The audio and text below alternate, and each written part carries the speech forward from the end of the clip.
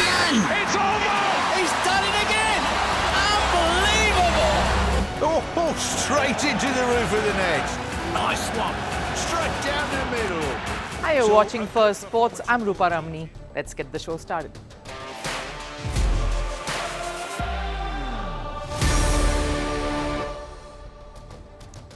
On the show today, Sunil Gavaskar takes aim yet again, is unhappy with the ECB for the way they've gone about in rebranding the Patodi Trophy. Yes, we're at it again, now saying that Anderson was no match to Tendulkar and that his name should not have come first.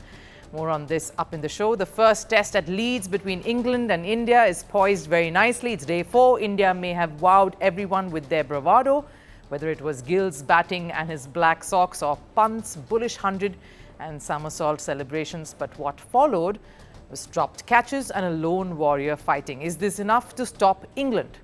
And the Club World Cup is in week number 2, even though Real Madrid have registered their first win under Alonso.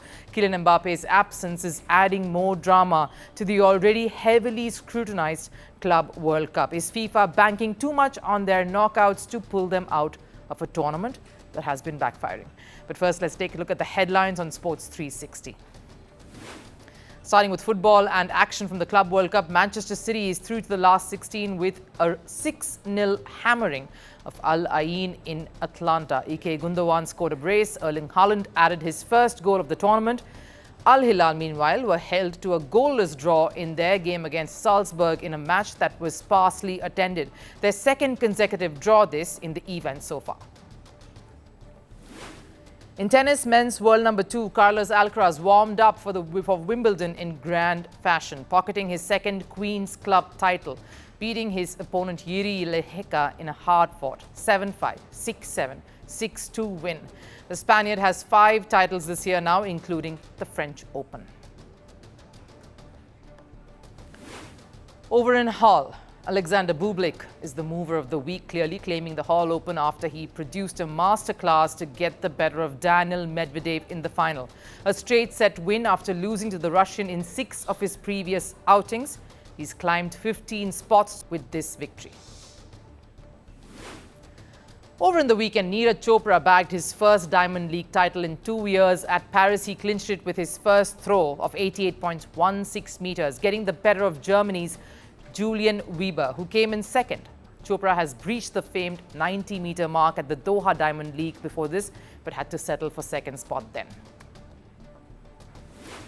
And ending on a rather dull note for Indian sports, the men's hockey team, however, ended their campaign with a 4-3 win over host Belgium, with Harmanpreet Singh among the goals netting one, but it has been a horrid tournament apart from this, with the Indian team losing 7 matches on the trot, their worst ever streak. Their previous, of course, came in 2012 during the London Olympics when they suffered 6 consecutive losses.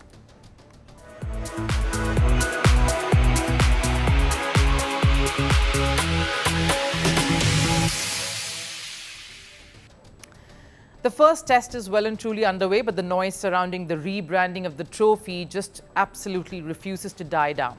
Indian commentator and former captain Sunil Gavaskar has thrown yet another objection to add on to a string of his earlier ones regarding this very matter, the renaming. It all, of course, started with the Patodi family initially expressing their remorse on a legacy being put to hold. A legacy that meant something, the very reason why England-India ties became more than just a bilateral affair. It was a symbolic, especially with the kind of relationship these two countries have shared over the century. As weeks rolled on, strong voices within the cricket community in India started speaking about why rename a trophy at all. The biggest and loudest of them, of course, was Sunil Gavaskar. This is the first time one has heard of a trophy named after individual players being retired. Disturbing indeed. If an Indian player has been approached, I hope he has the good sense to politely decline. Well, ironic that his own successor in many ways, the batter who carried the baton forward in Indian cricket after Sunil Gavaskar, is now attached to this trophy, Sachin Tendulkar. The big trophy reveal, of course, took place with James Anderson and Sachin Tendulkar standing beside the newly designed prize.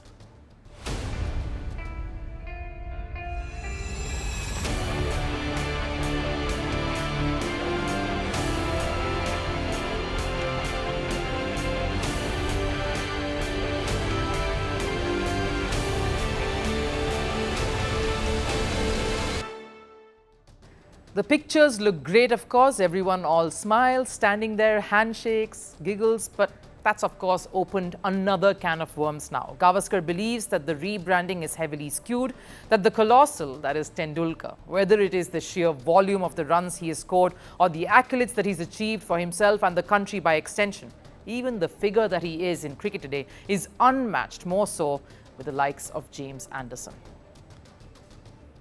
Not only is Sachin Tendulkar along with Kapil Dev the greatest Indian cricketer, but also senior to Anderson by more than a dozen years. He is numero uno as far as runs and centuries are concerned in Test cricket. But also at the one-day level too, he has more runs than anybody else. Anderson is third in the list of wicket takers in Test cricket, and his record is nowhere as good as Tendulkar in one-day cricket. He believes that Tendulkar's stature makes it incomparable for this trophy to have his name alongside that of James Anderson, who did not even belong to the same era, but that's not all. He also has a major problem with the nomenclature of it, the way this trophy has been named. The ECB is fully entitled to call the series by any name they choose, but for most, if not all, Indian cricket lovers, it is jarring to know that Anderson's name comes first. Tendulkar is also part of a World Cup winning team, which Anderson has not been, so by all accounts, Tendulkar's name should come first. This argument that they are going by the letters of the alphabet where the letter A comes before T is such a lame one.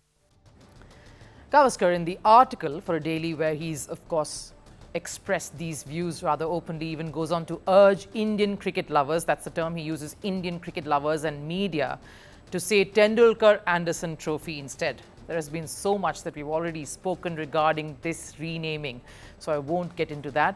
It's all done and water under the bridge, as they say. But what about the line of objection that's now come up?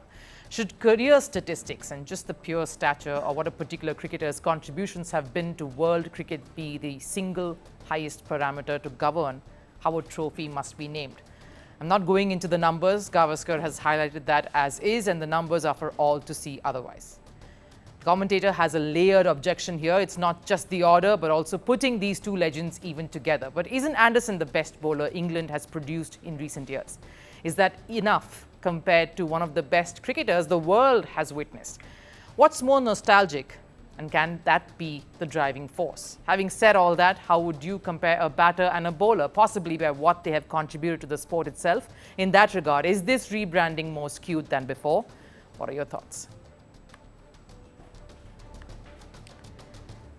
The first test is very delicately poised as we sit on day 4. India managed to come out strong, stopping England batters in their tracks, but just barely. While India will fancy its chances in this first test, you'll have to ask, have they given away their advantage despite all the bravado we saw? Let me show you where I'm going with this. India came into this test series with a world of pressure riding on them, particularly on the new captain Shubman Gill and of course his deputy who was under fire after the India-Australia series, Rishab Pant.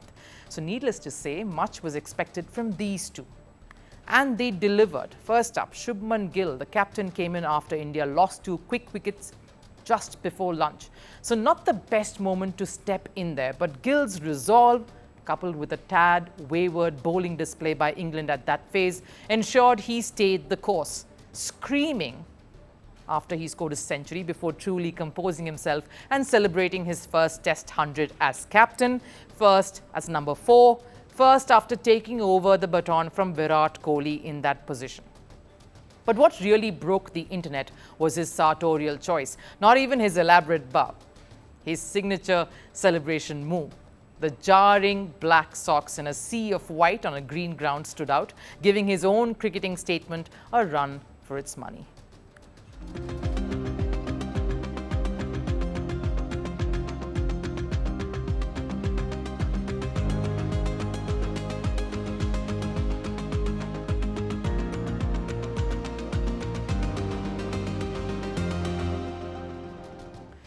In fact, it got just about everyone's attention. Of course, once Gill settled in and took stance for the long haul, from England commentators Mark Butcher and of course the fun David Lloyd to the fashion police, everyone took note of the black socks and made sure to leave a comment or two on it.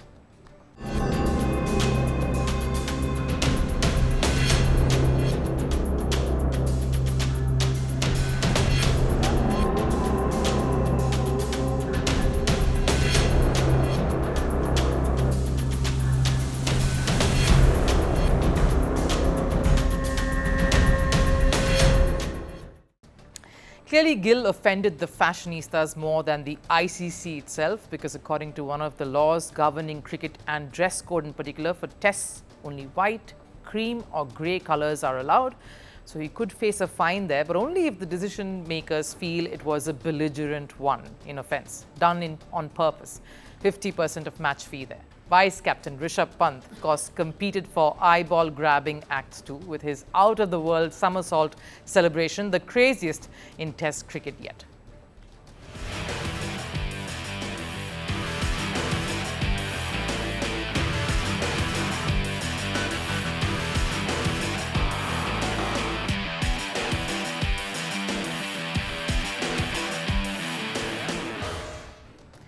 While these episodes, of course, warmed up Indian fans good, made them swell their chests up and feel they've finally given it to all the critics and the English side in particular who thought this would be a bit of a walkover, reality dawned hard when India came out to bowl, and the bowling figures after the day's play read somewhat like this.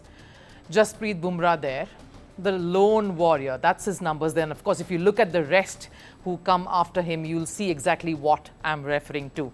Carrying the fight back to England almost single-handedly, 13 overs there, 2 maidens and 48 runs for 3 wickets. The remaining bowlers there all contributing none. No wickets there against their names. Miles ahead of the rest was Jasprit Bumrah, which sort of stayed across the third day as well, though a couple of others, I must say, definitely chipped in. But that's how it's been with Bumrah. He's obviously carried the weight of the entire Indian bowling unit.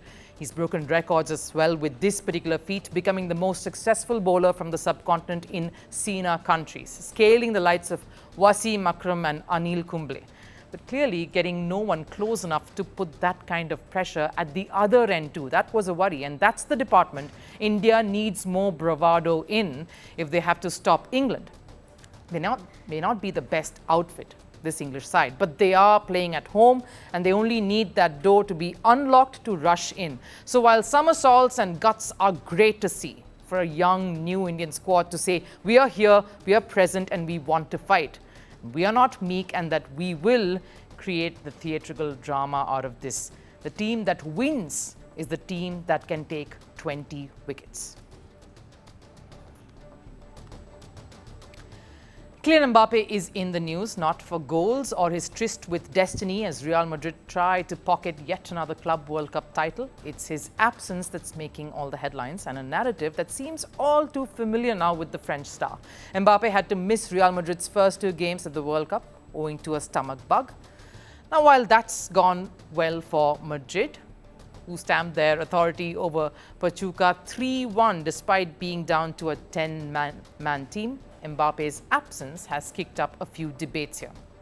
Real Madrid players were seen sporting a black armband to honour the passing away of Sergio Nieto Diaz-Albo, a Real Madrid member for 93 years. But they may as well be wearing that armband for the whole tournament. And that's where Mbappe's illness, his absence following that, really kicks in. Let me dive right in. Firstly, the World Cup itself. Mbappe is a star attraction, and him not having stepped a foot into a game in a tournament that FIFA wants to succeed is definitely a big blow for the event itself, which has been billed as the curtain raiser for the FIFA World Cups that's set to take place also in the USA next year. And let's face it, it just seems like the Club World Cup in week 2 is tackling more brickbats than earning praise. The scheduling for one has come under heavy fire. While it has been keeping viewing times in mind, it's taking a toll on the players who are battling extreme heat to weather this tournament and see it through.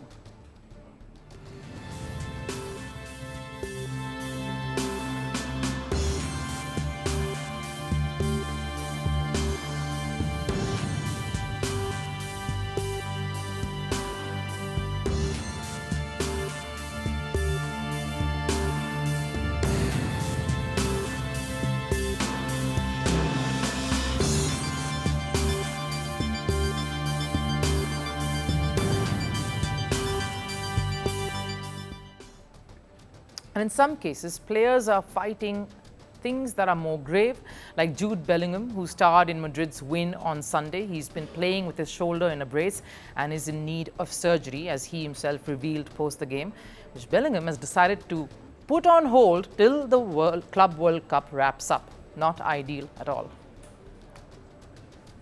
I've got to the point where I'm fed up with the brace and having to tug on it and having other players tug on it and it rearranging all the time.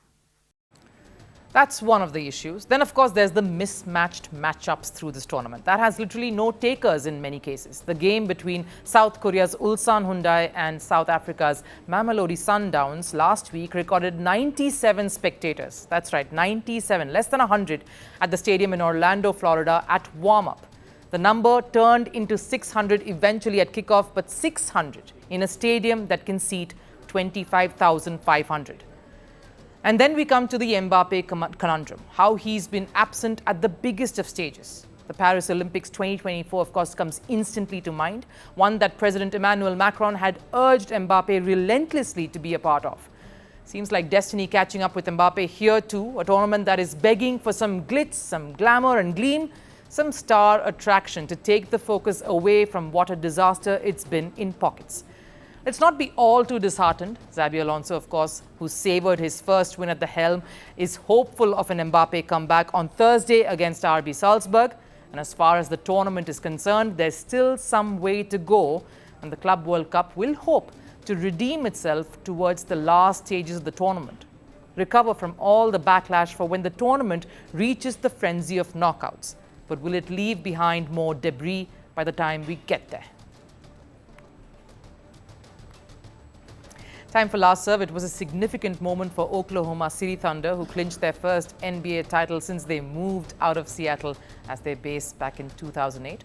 They beat Indiana Pacers 103-91 in Game 7. The man who's being hailed for this win is, of course, their MVP, Shai Gilgeous-Alexander, who is the first since LeBron James back in 2012 to have won both MVP for the regular season and MVP for the finals. Fans, of course, could not contain their excitement and took to the streets in hordes.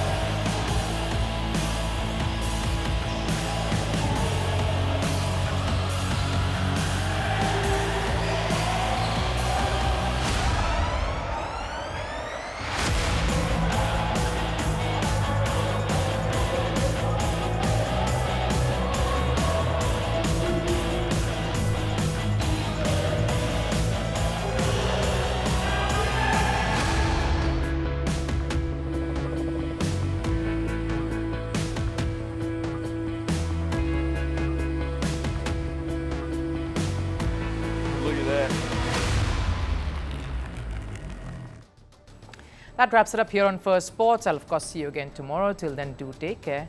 Bye-bye.